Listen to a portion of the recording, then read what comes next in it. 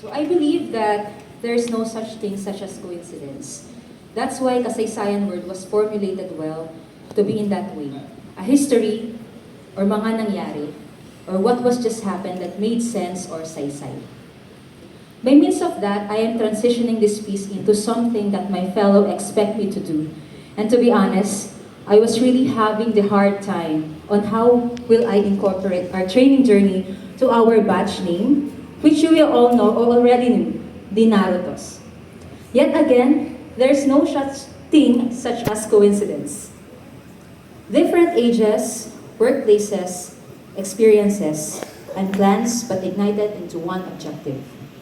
Before, it was a goal of only passing or pumasa lang. However, it has been changed on the latter walks, which turn to be acknowledged, a knowledge acquired, fulfilled, and enhanced. Let me acknowledge the group first, so that the flow of my words will be implanted to my audiences. Team A, please stand.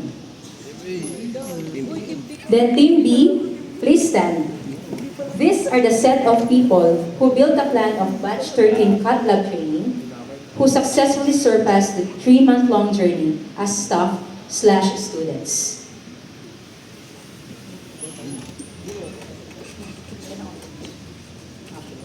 You may now sit down. Nakaupo na pala kayo. At first, we are much worried of the groupings on whom will we belong to. Thus, the thinking of would it be fair enough or would the individual person contribute to each other's learning? And despite of the separation of the group between novice and expert group on the Cat Lab routine, the Team A highly appreciated the Team B who work on our sides to also teach us, aside from the preceptors we are in. And I know that Team B also feel the same on how dearly they are as they help us to evolve every day. Again, there is no such thing such as coincidence. There is only pure purpose driven off that made possible why this shifting happens. The merging of these different personas has been made out into one great nations empowered by unique chakras. And I'm using a Naruto-based terminologies, and I will not let anyone in this place be out of the drift. Meanwhile, it was way too similar in the Naruto anime setup, where ninjas are then trained to gain their confidence before releasing them into an action. They must be physically fit, mentally strong, and intellectually capable to do the job. This is why the chakra from Naruto reference has been made. So chakra refers to the centers of energy within our bodies, as understood in various spiritual traditions. So these energy points are believed to influence all of our being, and that's our chakras. Just like everybody, chakra are the energy that dwelled within us, and this is uprooted from different developments, the armor.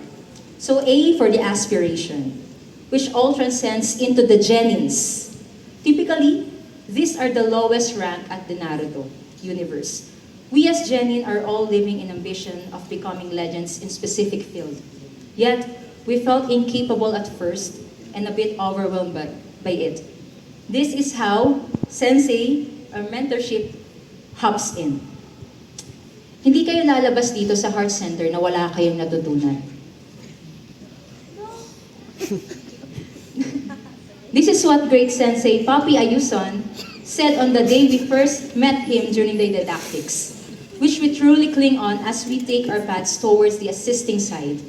We are overwhelmed by the tons of knowledge that we needed to grasp, but his words renounced to us. With the support also of each group in every team, that everything will be absorbed in the end. Indeed, thank you, Pops, for everything. For your time, ika nga, kawang gawa, lagpasan pa sa overtime. If blessed that we are the last group or batch of CVS Lab training na ma-handle mo, thank you. Since day one. And as what great Sir JP, always voicing out the assurances, matututunan nyo rin itong mga ito. Thank you for the fun-filled learning. Totoong nakakapagod yung practical, pero hindi namin malilimutan ang heart center dahil sa mga actions na yan.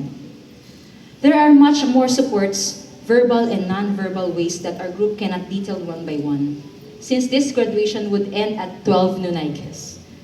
Kaming bahala sa inyo, which truly Ma'am Olive embrace and frequently check us on our daily progress as a team. May it be during our Jibble time. This is an application where we scan our faces for attendance, and I wonder how many just woke up faces were scanned and fresh from the baths shots are collated in Ma'am Olive's tracks. R&M for the armor, review, and mastery. Right then after, we encountered tune-in examinations on becoming one of the middle ninjas. This set of examinations and duties really assess our skills, teamwork, and strategical thinking. There are missions that expose who we really are in this field. Just like the ninjas at Naruto, we are all away from our family in the long run. The duty we are in is not a short time dealing. We are also getting our hopes to see our family, our strength in the end. Away from family is not easy, for we have not having the real rest we need. However, having your family near to you is also a challenge. Some of us chose to weigh things between studying at home or cherish the moment for a better home. In the end, whatever path you take, that's you. And I have seen they are strengthened with faith that they will soon end this training and see their loved ones. And above all, not leaning towards basta makauwi na lang, or rather to go back to the places as a newly transformed individuals. In that story, it might also have similarities to what we have encountered.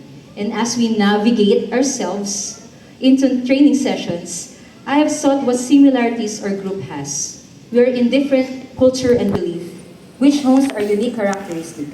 Just as Naruto learns to rely on his friends, we too must recognize that our journey are enriched by those around us. And I will not drop off the names of my fellow men in this talk and let his or her expressions be a teller of who she is in this tale. But I will let you all know who are the ninjas in their different nations. In the northern part, where they are not bothered by the amihan season, but does not like the AC type breeze or pekeng lamig. The one who stand out to be the epitome of what mama means.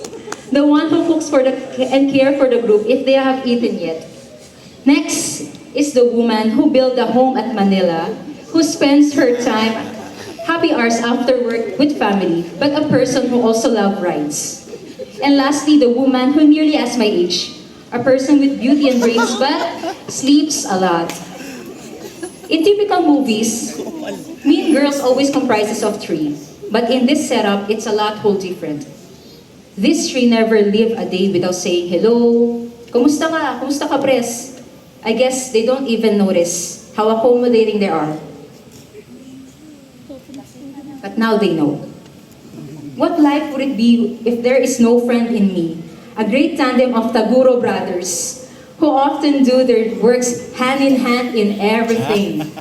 But these two encompass being the family's man. One man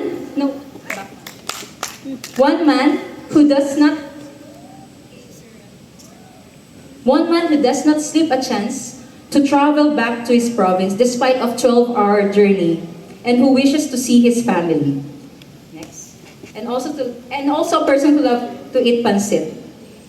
And also a man who does spend hours studying at the heart center so that at home he will spend his time more in his family and be with his loving wife. A mom who cooks for everyone. But what I mean everyone is like the whole station itself. And I don't know if she had a Gordon Ramsay at her kitchen at dorm, but amazingly, she fed hundreds of people. And I appreciate these gestures, especially on days when some of us don't have food to eat on the lunch. I think every mother in our group cooks so well, even this next person also stated to be in that way. And let me drive you into a different view. A woman who always pull me to dance. Even I have a bamboo type dancing skills, and also to the group who does not like to dance at first. But what can I say? Upon growing with this woman, I see how love wins at everything. In Visayas, I have learned how they handle the praise, walang inaatrasan in all means, but what I mean all is up to your extent. First is a man who had a Filipino dialect issues, and turned the whole group wondering what he said. Yet fills out the whole room with his pahabol jokes. Next month. And I can't take anymore. Parang di ko kaya yata. The next two social butterflies. One with the high skills in communications, the man who knew how everything runs, and a family figure one.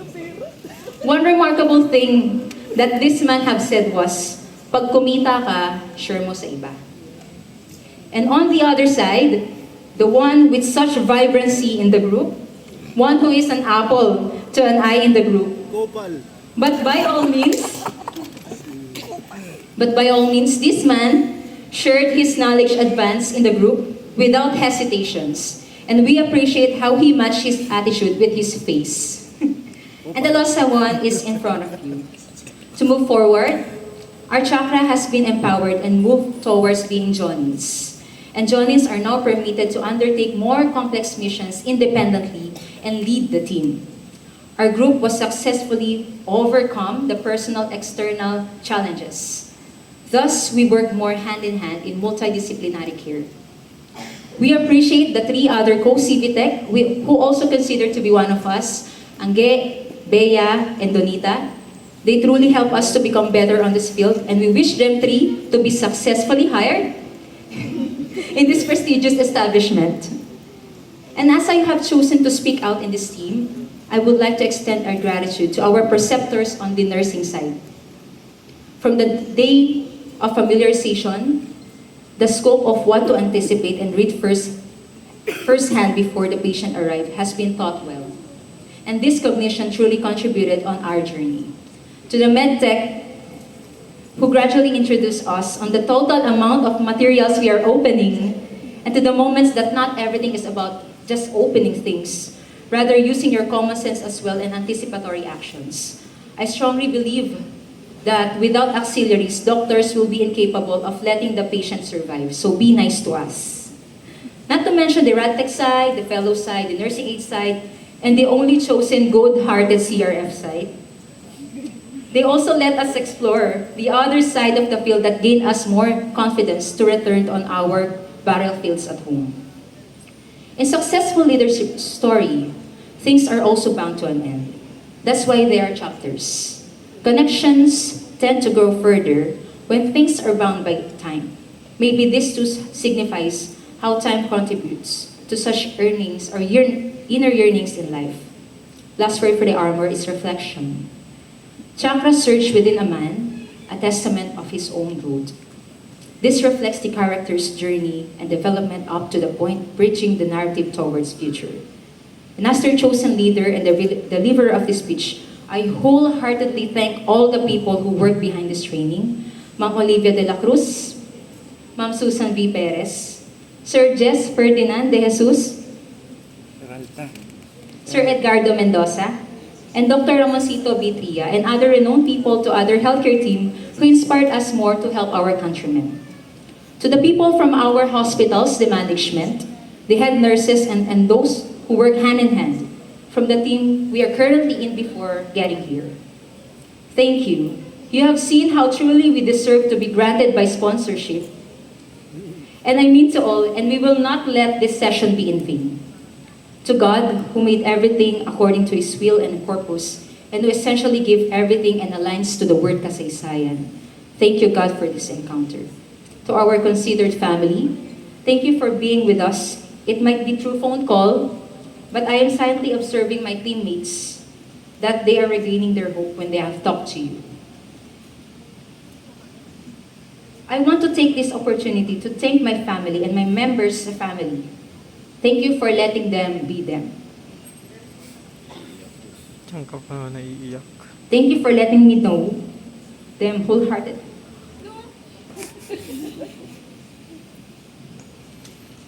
With all sincerity, outside being president for a moment.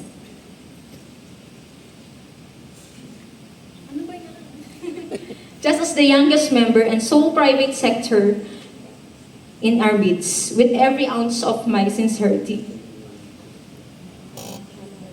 Salamat mga ate at kuya ko.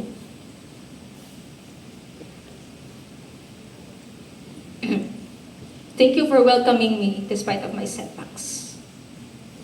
To our source of strength, thank you. We wish you all the best, and you are one of our chakra's great light. Chakra is the life force that flows within every ninja, allowing them to execute jutsu or techniques. And as we reflect on our individual journey, let us consider how we unlock our inner chakra. This means pursuing your constant self-improvement, being open to learning from mistakes, and recognizing the potentials within ourselves. Just as ninjas train rigorously, we too can invest in our personal growth. By meeting the ultimate stage of ninja as Hokage, I say the same praise that Naruto always been telling the world, Date bayo, or I believe, or believe it.